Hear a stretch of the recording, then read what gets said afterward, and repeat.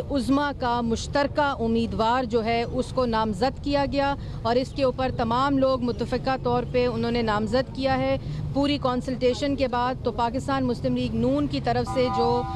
Prime minister का candidate वज़ारत उज़्मा का उम्मीदवार है वो मुश्तरका तौर पर ये डिसाइड हुआ है मजलिस आमला की तरफ से कि सदर मुस्लिम लीग नून शहबाज शरीफ साहब होंगे।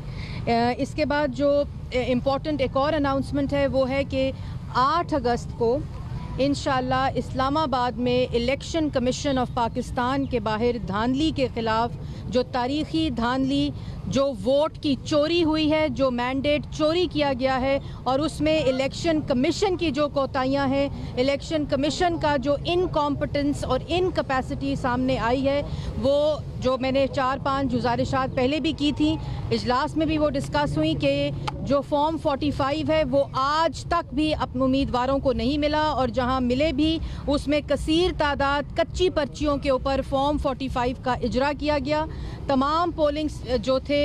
लाहौर के और पंजाब के उसके अंदर इलेक्शन रिजल्ट्स रोक लिए गए। पूरे पाकिस्तान के अंदर तमाम पॉलिटिकल पार्टीज़ को बशमूल पाकिस्तान तहरीक इंसाफ उनको उनका भी ये एतराज़ है कि फॉर्म 45 के अंदर रद्द-ओ-बदल किया गया है, इलेक्शन रिजल्ट्स को रोक लिया गया था और एक ही वक्त के ऊपर पूरे पाकिस्तान में जो RTS था उसको बिठा दिया गया था ताकि उसका इस्तेमाल ना हो सके। और ये वो तमाम एविडेंस हैं, ये वो तमाम सबूत हैं जो पाकिस्तान मुस्लिम लीग नून और पॉलिटिकल पार्टीज़ हैं जो वो सामने लाएंगी। लेकिन 8 अगस्त को ये फैसला हुआ है कि जो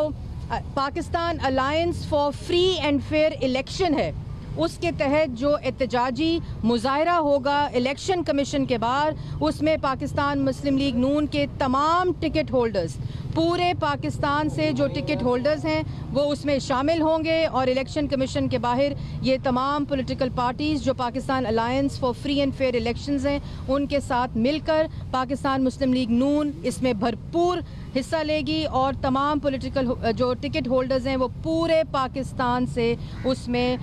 शामिल होंगे। इसके बाद जो बहुत ज़्यादा मज़म्मत की गई, बहुत ज़्यादा जिसके ऊपर बहस हुई, वो मीडिया के ऊपर जो जबरी सेंसरशिप इस वक्त जारी है और जो सहाफ़त आज़ाद सहाफ़त का गला घोंटा जा रहा है उसकी शदीद